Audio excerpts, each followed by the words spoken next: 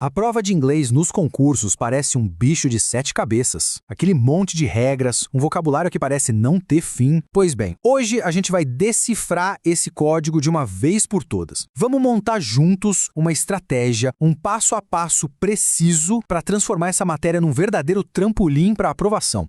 A nossa jornada vai ter 5 etapas estratégicas. Primeiro, a gente vai entender qual é o foco real da prova. Depois, vamos mergulhar no porquê a leitura é a habilidade-chave. Em seguida, vamos dominar as técnicas práticas. Aí, focamos só na gramática que realmente importa. E, para fechar, vamos entrar na mente da banca. Vamos lá? Bom, o ponto de partida sempre é esse aqui. Entender o que a gente está enfrentando. Sabe quando sai o edital e tem aquela lista gigantesca de conteúdo de inglês? Aquilo ali leva muita gente a estudar por meses coisas que nem vão cair, enquanto deixam de lado o que realmente faz a diferença na pontuação. E aqui está a primeira grande virada de chave. De um lado, tem o que o edital fala, né? Uma linguagem super ampla que dá a entender que precisa ser fluente. Do outro, a tradução do que a prova de fato cobra. Uma habilidade bem específica. E, o mais importante, totalmente treinável, que é a leitura estratégica.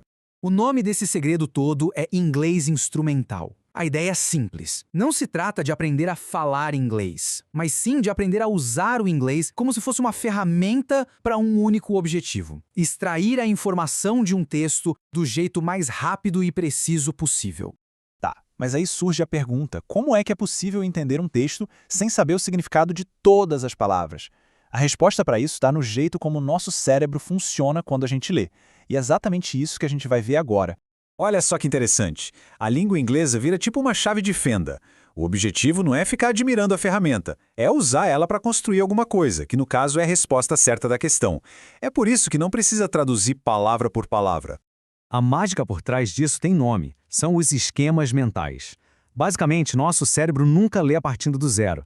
Ele pega tudo que a gente já sabe sobre um assunto e usa esse conhecimento para preencher as lacunas do texto, como se estivesse montando um quebra-cabeça. E olha como isso funciona na prática. A gente tem o esquema linguístico, que é o nosso conhecimento de vocabulário e de regras. Tem o formal, que é saber identificar a estrutura de um texto, se é um e-mail, um artigo científico. Mas o mais poderoso de todos é o de conteúdo, o nosso conhecimento de mundo. Se o texto fala, por exemplo, de aquecimento global, mesmo que apareça uma palavra desconhecida, o cérebro já ativa tudo o que ele sabe sobre o assunto e ajuda a deduzir o significado. Ok, a teoria a gente já entendeu. Agora, vamos para o campo de batalha. Como é que a gente aplica tudo isso na hora da prova? Existem 3 técnicas que, de verdade, mudam o jogo completamente. Essa aqui é a sequência de ouro, a ordem que maximiza o tempo e a precisão. É para gravar, primeiro, sempre as perguntas. Elas são o mapa do tesouro. Depois, a gente faz o skimming, para entender o terreno. E só por último, o scanning, que é a busca pela resposta exata. Pensa no skimming como se você estivesse sobrevoando uma cidade de helicóptero. Não dá para ver o nome das ruas, os detalhes, mas dá para entender a organização geral, onde ficam os bairros, se tem um rio cortando a cidade. O objetivo aqui é só saber sobre o que é esse texto. Já o scanning é outra coisa. É como usar um GPS para achar um endereço específico. Já se sabe exatamente o que se está procurando, seja uma data, um nome, um percentual. Os olhos não leem o texto, eles varrem a página em busca daquela informação pontual, ignorando todo o resto. E chegamos na gramática. A parte que faz muita gente perder horas e horas de estudo, muitas vezes sem necessidade. Não precisa saber todas as regras do inglês. O segredo é focar em alguns pontos específicos que as bancas usam como verdadeiras armadilhas. Vamos ver os principais. Primeiro de tudo, verbos modais. E por que eles são tão importantes? Porque eles carregam a intenção de quem escreveu o texto. Dizer que algo pode acontecer, com may, é muito diferente de dizer que algo deve acontecer, com must. É exatamente nessa nuance que as questões de interpretação são montadas. Em segundo lugar, as conjunções. Se um texto fosse um trem, as ideias seriam os vagões. As conjunções são os engates que conectam esses vagões. Elas mostram a direção do pensamento do autor. Ele está adicionando uma ideia? Contrastando? Apresentando uma causa? Dominar isso é dominar a lógica do texto. E aqui a gente tem um exemplo clássico do porquê isso é tão cobrado.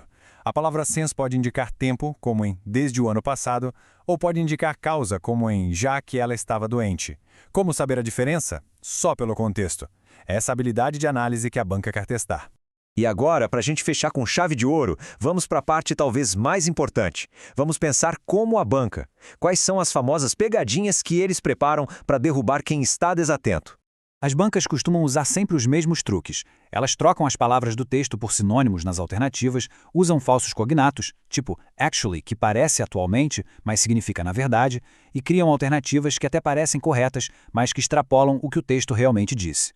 O objetivo não é testar fluência, é testar atenção aos detalhes. Então, no final das contas, a chave não é ter estudado inglês por anos e anos, mas sim praticar de forma consistente a habilidade de leitura estratégica. Como diz a citação, o segredo para ler bem é ler bastante, mas claro, aplicando a técnica certa.